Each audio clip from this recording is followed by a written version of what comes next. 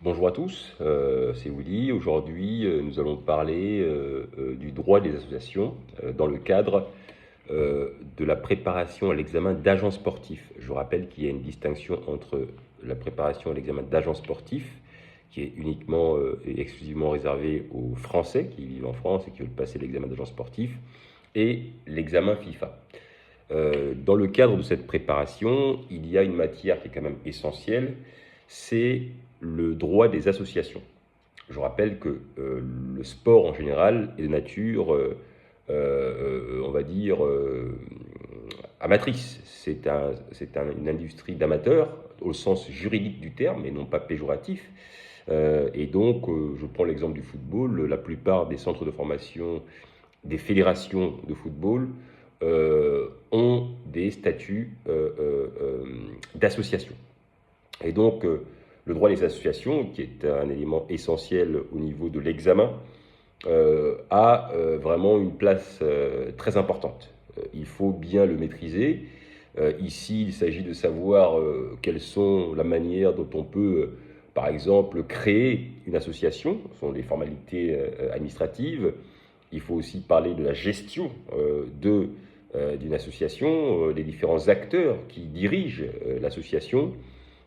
Et je rappelle qu'ici, l'objectif dans une association, c'est quand même le but non lucratif, contrairement à une société qui, elle, a pour fonction et objectif de réaliser des bénéfices.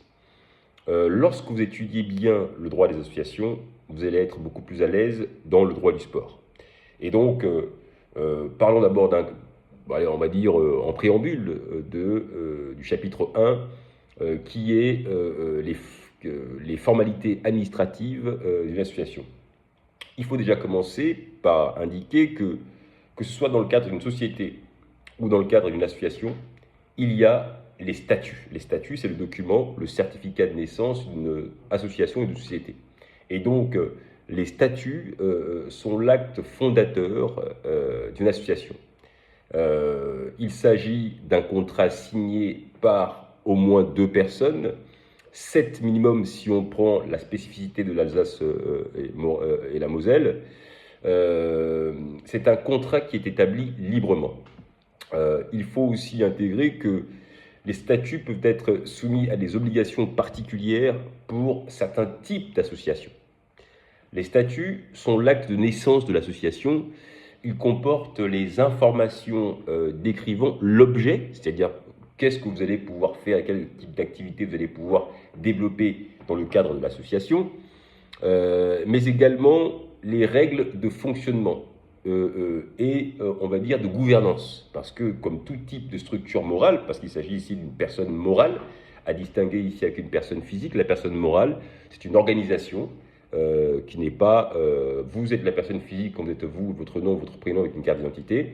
Et bien, une personne morale, c'est une personne, on va dire, une organisation qui, elle, sa carte d'identité pourrait être d'ailleurs le statut ou le cabis ou le numéro ou la déclaration en fait d'association, par exemple. D'accord. Il faut aussi intégrer le fait que la déclaration de l'association se fait au niveau de la préfecture. La préfecture qui est l'autorité de l'État de manière décentralisée, c'est-à-dire que c'est l'autorité de l'État dans vos régions et dans vos départements. Là-dedans, si on peut donner un petit peu les éléments qu'on peut trouver dedans, il faut dans les statuts, il faut le titre de l'association, l'objet, le siège social de l'association, la durée de vie de l'association, les conditions d'admission et de réalisation de ses membres. Il faut aussi les règles d'organisation et de fonctionnement de l'organisation, parce que dedans, il va y avoir un bureau, il va y avoir un président, il va y avoir un secrétaire général. Voilà, il faut ces règles, voilà, et surtout le principe, parce qu'il n'y a pas d'obligation dans une association, mais il y a des principes à respecter. C'est le principe démocratique. Ça, c'est très important à souligner. Je pourrais aussi dire que dans la partie formalité, il faut déjà mettre le doigt sur la déclaration initiale d'une association.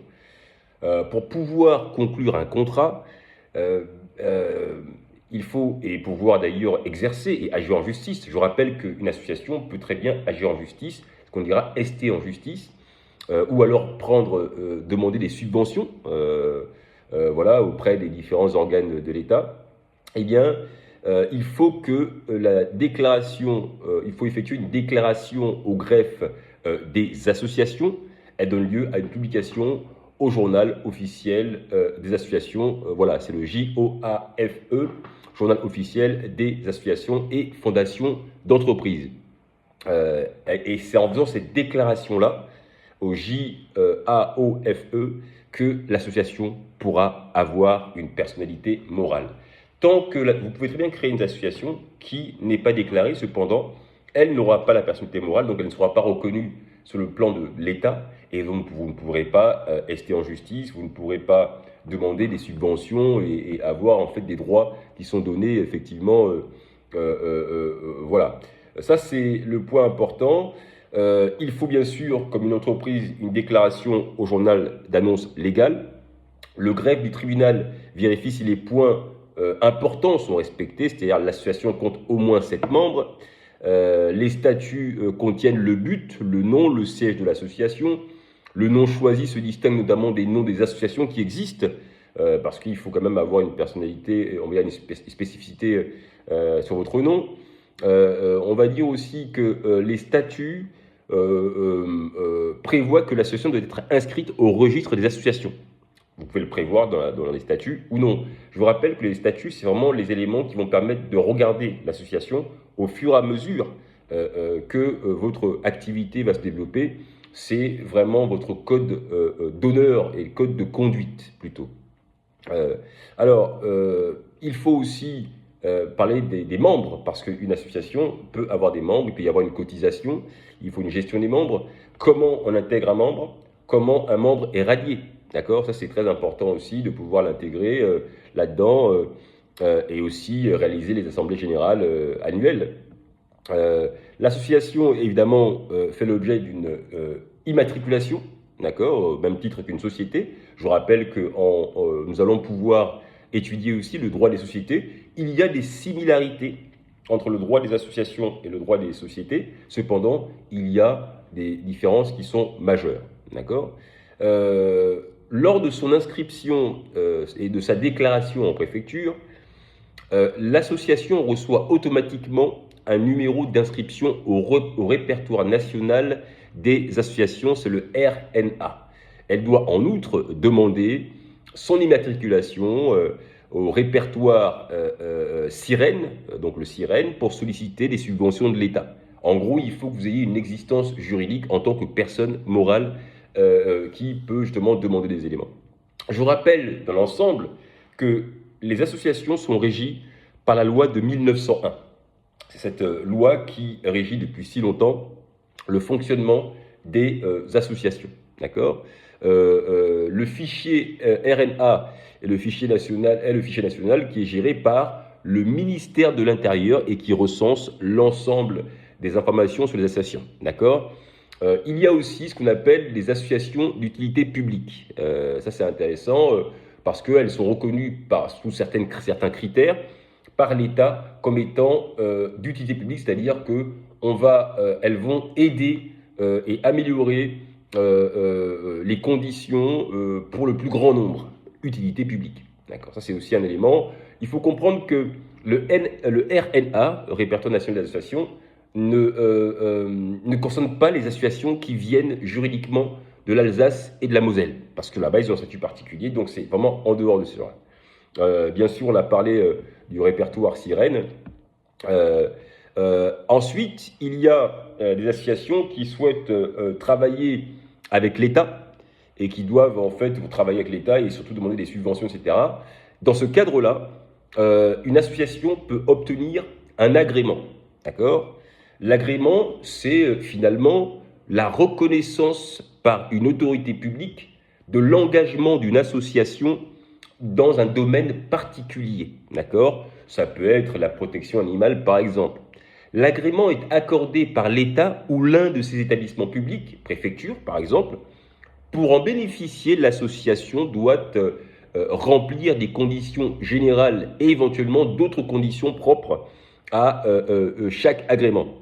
Bien sûr, on vous donne un agrément, mais on peut aussi le retirer. Donc l'agrément peut être annulé si une condition nécessaire à son attribution n'est plus remplie par l'association.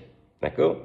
L'association agréée bénéficie d'avantages variables selon l'agrément, possibilité par exemple de demander des subventions publiques. Et les subventions publiques, c'est intéressant pour une association, d'accord ? Elle peut également aussi bénéficier d'avantages fiscaux et doit par contre être dans le respect total du contrat de confiance qui a été mis en place par l'agrément. Alors, il faut savoir aussi que quand on parle d'agrément, il y a des conditions qui sont mises en place pour pouvoir obtenir l'agrément. L'association qui peut être de loi 1901 ou association Alsace-Morel doit remplir 3 conditions suivantes. La première condition, c'est déjà que l'association soit reconnue d'utilité publique. Tiens, on revient sur un élément qu'on a vu là-bas. Donc, pour qu'elle soit reconnue d'utilité publique, il y a aussi une procédure. Également, toute association qui a déjà obtenu un agrément pendant au moins 5 ans, eh bien, ont la possibilité de continuer. La délivrance d'un agrément peut également être soumise à d'autres conditions spécifiques. D'accord ? Par exemple, l'existence de l'association depuis au moins 1 an, pour voir si on est stable et viable. Ou alors, avoir un certain nombre de membres. Ça aussi, ça fait partie des choses qui sont tout à fait possibles. Voilà. Il y a aussi l'objet d'intérêt général. L'intérêt général, c'est servir la communauté, servir un grand nombre, servir le public en général. Ça aussi, c'est des éléments qu'il faut intégrer. Et je demanderai bien sûr de regarder les différents points les plus importants dans le cadre de l'association. Maintenant, la question, c'est quels sont les documents à fournir ? Parce qu'il s'agit encore ici d'une démarche administrative. Et vous connaissez notre cher pays qu'est la France. Tout se passe par le papier et la procédure administrative. Et donc, vous devez le savoir, vous, pour ceux qui préparent l'examen d'agent sportif, l'épreuve générale, le dossier de demande comprend les rapports d'activité du dernier exercice clos. L'exercice, c'est l'activité sur l'année que votre association a pu passer. Les justificatifs de déclaration des changements survenus dans les statuts. Ça, c'est important. Quand vous modifiez vos statuts, ce qui est possible, eh bien, vous devez en fait communiquer cet aspect-là à l'autorité publique locale, c'est-à-dire la préfecture généralement. Et bien sûr, la direction ou l'administration de l'association. Voici les documents qui sont à fournir.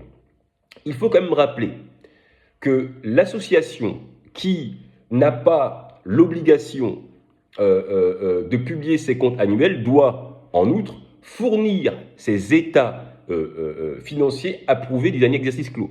C'est le cas des associations dont le montant des subventions est inférieur à 153 000 €. D'accord ? Ça, c'est un élément important et il y a une obligation en fait d'information qui est faite, qui est donnée entre le président de l'association et bien sûr l'État, c'est-à-dire en gros la collectivité et je dirais beaucoup ici la préfecture. D'accord ? Généralement, c'est vrai que la demande d'agrément se fait au niveau de la préfecture, c'est l'autorité publique de l'État décentralisée, c'est-à-dire dans votre zone géographique. D'accord ? En ce qui concerne la décision d'agrément, il faut aussi indiquer que c'est l'autorité administrative compétente qui vous donne cet agrément et une fois accepté, l'agrément est délivré pour une durée de 5 ans. L'agrément peut être renouvelable. Pourquoi c'est important ? Parce qu'on va le voir dans le droit du sport, notamment pour les centres de formation, etc., que l'agrément est vraiment très important, notamment pour la Fédération française de football, la Fédération de tennis. La Fédération française de football est une association qui est titulaire d'un agrément de l'État. Et donc, son agrément lui permet de gérer la totalité du sport, de la discipline football dans le pays. D'accord ? Donc, en connaissant la partie association, vous allez pouvoir être capable de, on va dire, maîtriser plus facilement la partie qui concerne le droit du sport en ce qui concerne les fédérations, associations et autres. D'accord ? Voilà ce qu'on pouvait dire. Je vous demanderai bien sûr de lire encore sur le fonctionnement d'une association, et donc dans ce cadre-là, je ferai une autre vidéo aussi. Mais voici ce qu'on peut dire sur le préambule de l'association, et je vous dis à très bientôt.